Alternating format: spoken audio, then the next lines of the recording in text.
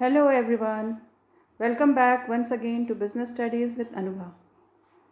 एक मैं और एक तू दोनों मिले इस तरह और बिजनेस में जो हो रहा है ये तो होना ही था।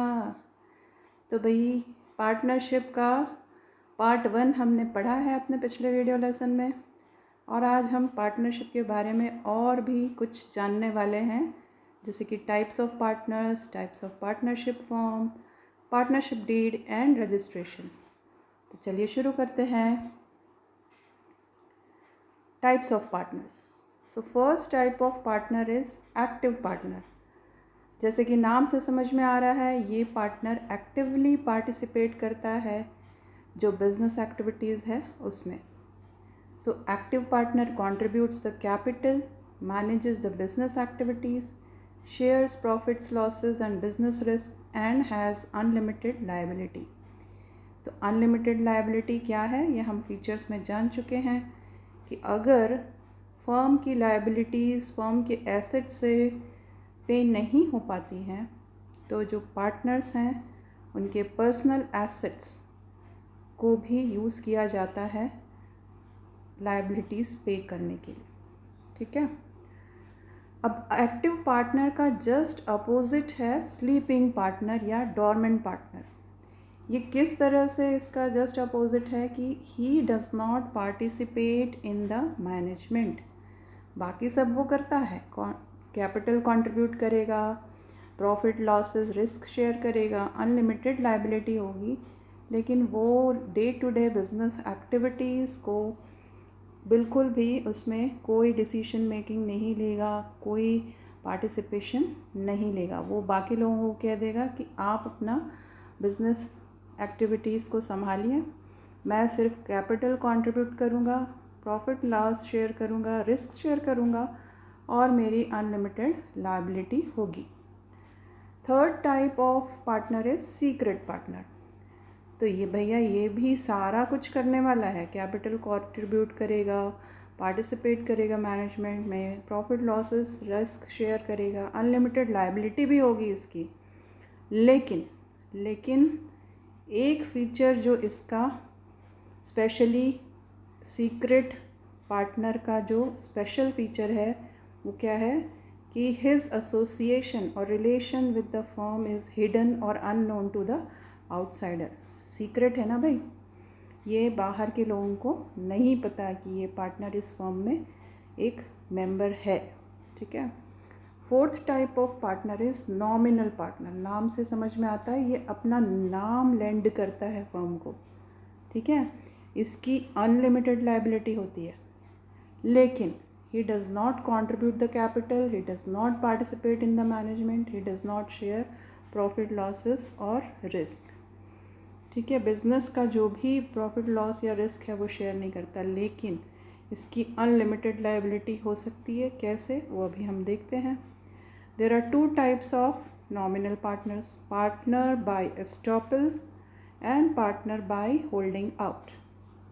तो देखते हैं ये दोनों प्रकार के जो नॉमिनल पार्टनर्स हैं उनके क्या फीचर्स हैं। पार्टनर बाय एस्टॉपल, ठीक है, ये है ए। The person who shows that he is a partner in the firm by his own words, conduct or behavior to the outsider। Example से ये बहुत क्लियरली समझ में आ जाएगा। If Mr. X as the active partner of the partnership firm applies for a loan, Mr. A who is not the partner requests the financier to give loan to the firm saying, मतलब वो खुद बोल रहा है, mister A खुद बोल रहा है that he is also the partner in that firm. Mister A is considered as the nominal partner by estoppel. उसने खुद ही एक्सप्रेस किया है, अपने ज़ुबान से उसने खुद ये कहा है कि वो उस फर्म में पार्टनर है। तो in case the firm fails to pay back the loan, the financer can claim the loan from mister A. तो मिस्टर ए ने खुद को लायबल बना दिया है कि अगर इसकी पार्टनरशिप फर्म की लायबिलिटीज़ पे नहीं होती हैं ऑब्लिगेशंस, फाइनेंशियल ऑब्लिगेशंस नहीं पे होते हैं टू द फाइनेंसर, फाइनेंसर भैया जाके बोल सकता है मिस्टर ए को कि आपने तो कहा था कि आप पार्टनरशिप फर्म में पार्टनर हो, तो आप भी लायबल हो और आपको उसे वापस लोन को करना पड़ेगा। Then partner by holding out. So ये ए और बी मैंने बोला, ठीक है, ये second type of nominal partner है। The partner who does not call himself, अपने आप को बोलता तो नहीं है वो कि he is the partner in the firm, but who does not refuses or object or deny when others represent him as the partner in the firm, then he is called the partner by holding out. For example, वही same example ले लेते हैं। Mister x applies for a loan saying that mister A is also a partner in the firm. अब यहाँ ए ने नहीं बोला खुद से कि मैं पार्टनर हूँ, एक्स ने बोला कि ए पार्टनर है। अब मिस्टर ए की रेपुटेशन अच्छी है ना, और मिस्टर ए ने ये रिफ्यूज़ भी नहीं किया, he does not show any objection to the statement of mister X. Mister X ने जब बोला कि ए मेरे पार्टनरशिप फर्म में पार्टनर है, तो उन्होंने मिस्टर ए ने कुछ उसे रिफ्यूज़ नहीं किया, डिनाई नहीं किया। Then mister A will be called as nominal partner by holding out. अब इस केस में भी वो अगर फर्म लोन वापस नहीं करती है तो फाइनेंसर मिस्टर ए को पकड़ सकते हैं। One can save himself from the liabilities if he immediately informs or clarifies to the outsider his position of not being a partner. अगर A ने वहीं पे कह दिया होता कि नहीं मैं यहाँ पे इस X के फर्म में पार्टनर नहीं हूँ, तो A अपने आप को लायबिलिटी पे करने से बचा सकते थे। तो टाइप्स ऑफ पार्टनर्स तो हो गया। अब देखते हैं types of partnership firms on the basis of duration. ठीक है, partnership at will and particular partnership. तो partnership form for an indefinite period till the partners mutually agree to continue in the business. This type of partnership exists at the will of the partners and comes to an end whenever partners desire so. जब भी partners की इच्छा होगी तब वो बंद करेंगे। 10 साल, 15 साल, 20 साल, जब तक वो इस पार्टनरशिप फॉर्म को चलाना चाहते हैं तब तक वो चलाएंगे। इसीलिए इसका नाम क्या है, एट विल, उनकी मर्ज़ी से चलता है। If any one partner gives notice of withdrawal, क्योंकि हमने इसको पहले भी पढ़ा है कि अगर एक भी मेंबर अगर विड्रॉ करता है, रिटायर होता है, इंसॉल्वेंट होता है, कुछ भी उसको होता है, तो सारी जो पार्टनरशिप फॉर्म है वो डिज़ोल्व हो जाती है ना, वो it comes to an end और इट सीजेस टू एग्जिस्ट। अगर पार्टनर्स उस फॉर्म को कंटिन्यू करना चाहते हैं तो उनको फिर से नया अग्रीमेंट साइन करना होता है। क्योंकि जैसे सपोज़ ए, बी और सी ये 3 पार्टनर्स हैं। अब अगर बी को कुछ हो गया, अब इनकी जो कैपिटल रेशियो या प्रॉफिट शेयरिंग रेशियो थी, सपोज़ ए ने 50%, बी ने 25% और सी ने 25%। अगर बी को कुछ हो जाता है तो ये 25% का क्या, इसलिए ये पार्टनरशिप डिज़ोल्व होगी और ए और सी फिर से पार्टनरशिप जब शुरू करेंगे तो वो अपना कैपिटल रेशियो या प्रॉफिट शेयरिंग रेशियो को फिर से रीस्ट्रक्चर करेंगे। ठीक है, then comes the particular partnership. This type of partnership is formed to carry on a particular venture, यानी ये पर्पज़ के लिए फॉर्म होता है, किसी प्रोजेक्ट या टास्क को कंप्लीट करने के लिए, या फिर it is for a particular time period. It comes to an end automatically on completion of that venture, या तो ये प्रोजेक्ट ख़त्म होने पे, पर्पज़ ख़त्म होने पे, या फिर completion of that specified time. अगर मान लो 10 साल के लिए बनाई गई थी फॉर्म, तो 10 साल के बाद ऑटोमेटिकली ख़त्म हो जाएगी।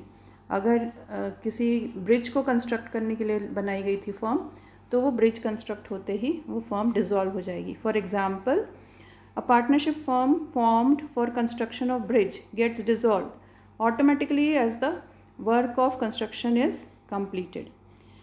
Or if the firm is formed for 5 years, it automatically gets terminated on expiry of that fixed period of 5 years.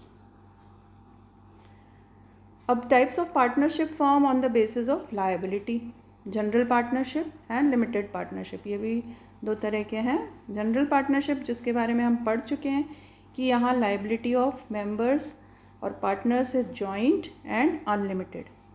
Each partner actively participates in the management. An act of every partner binds him, the firm and every other partner as well. मतलब ये mutual agency यहाँ पे होती है और हर partner management में participate करता है, सबकी लाइबिलिटी अनलिमिटेड है। ऐसी पार्टनरशिप का रजिस्ट्रेशन जो है वो ऑप्शनल है। The continuity of business is affected by death, lunacy, insolvency and retirement of partners. जबकि लिमिटेड पार्टनरशिप क्या है? The liability of at least one partner is unlimited. All other partners may have limited liability. नाम से समझ में आ रहा है कि सभी पार्टनर, सपोज यहाँ पे A, B और C 3 पार्टनर्स हैं, तो A की सपोज अनलिमिटेड लाइबिलिटी है, B और C की लिमिटेड लाइबिलिटी, तो कम से कम एक पार्टनर की लाइबिलिटी अनलिमिटेड होनी ज़रूरी है। Continuity of limited partnership is not affected by the death, लुनासी और insolvency of the limited partner. अगर यहाँ पे बी या सी को कुछ होता है तो इस पार्टनरशिप फर्म की जो एग्जिस्टेंस है वो अफेक्ट नहीं होगी, क्योंकि ये लिमिटेड पार्टनर है या ये स्पेशल पार्टनर है। लेकिन अगर ए को कुछ हो जाता है तो automatically the firm will dissolve. तो जो लिमिटेड पार्टनरशिप की जो कंटिन्यूटी है, it is not affected by death, lunacy, insolvency of the limited partner or special partner. उनको special partner भी कहा जाता है। Limited partners do not have right to manage business affairs. Their acts do not bind the firm of other partner, firm or other partners. क्यों भाई? जो B और C है जिनकी लिमिटेड है, A की तो अनलिमिटेड है, तो अगर बी और सी कोई गलत डिसीजन लेते हैं तो ए को भुगतना पड़ेगा ना। तो इसलिए ये मैनेजमेंट में भी पार्टिसिपेट नहीं कर रहे हैं और उनकी एक्ट जो है वो ए को बाइंड नहीं कर सकती, या बी की एक्ट जो है सी या ए दोनों को बाइंड नहीं कर सकती। Registration of limited partnership is compulsory. ये याद रखना है कि ऐसे पार्टनरशिप का रजिस्ट्रेशन कंपलसरी है। Formation of limited partnership is permitted under new small enterprise policy 1991. It attracts funds from the individuals who wish to enjoy limited liability status. Partnership deed. So what is partnership deed? It is the document containing the terms and conditions of the partnership agreement. This deed is stamped paper on which the rules, regulations, terms and conditions of partnership are written or printed, and it also consists the rights and duties of the partners. What are the contents? इस deed में क्या क्या रहता है? अभी जैसे कि हमको स्कूल के रूल रेगुलेशंस डायरी में लिखी मिलती है ना, तो ये पार्टनरशिप डीड जिसको सारे पार्टनर्स मिलके साइन करते हैं, म्यूचुअली अग्री करते हैं उसके टर्म्स एंड कंडीशंस को, उसमें क्या क्या होता है देखो ना। Name of the firm, name and addresses of the partners, nature of business the firm will carry on, place of business or address of the office, capital contributed by each partner, profit sharing ratio of the partners, the rights and duties of partners for management of business, the mode of maintaining accounts, the rate of interest payable to partners on their capital, है ना, the amount of salary payable to the partners, the provisions regarding retirement and dissolution of firm or methods of solving dispute, और भी कुछ contents होते हैं etcetera, है ना। तो ये मेन कंटेंट्स हैं जो कि एक पार्टनरशिप डीड में होते हैं, ताकि सभी जो मेंबर्स हैं उनको क्लियरली मालूम रहे कि क्या उन्हें नियम कानून फॉलो करने हैं फर्म के अंदर में। रजिस्ट्रेशन ऑफ पार्टनरशिप फर्म, जैसे कि हमने बोला जनरल पार्टनरशिप फर्म का जो है रजिस्ट्रेशन ऑप्शनल होता है, लेकिन लिमिटेड में कंपलसरी होता है। तो जनरल पार्टनरशिप फर्म भी प्रेफर करते हैं कि वो रजिस्टर कराएं, क्योंकि उसके कुछ बेनिफिट्स मिलते हैं। तो पहले देखते हैं कि उसका प्रोसीजर क्या है। A partnership firm can be registered any time, ठीक है, that is at the time of the formation और लेटर। पहले भी कर सकते हैं, बनाने के समय, फॉर्म बनाने के समय या बाद में, जब भी partners desire to get it registered. Procedure क्या है? The partners have to apply to the registrar in a prescribed form along with registration fees, and application के साथ ये पूरा जो नीचे लिखी हुई इन्फॉर्मेशन है वो भी उनको सप्लाई करनी पड़ती है। क्या? Name of the firm, the principal place of the business और the address of head office, name of any other place where the firm will carry on business, or address of the branch office, date of admission of partners in the firm, name and permanent address of the partners, duration of the business. और ये application must be signed by all the partners. अब जब ये application registrar के पास जाएगा तो वो क्या करेगा, he will verify the above said information and if satisfied with the authenticity of the information he will issue a certificate of registration.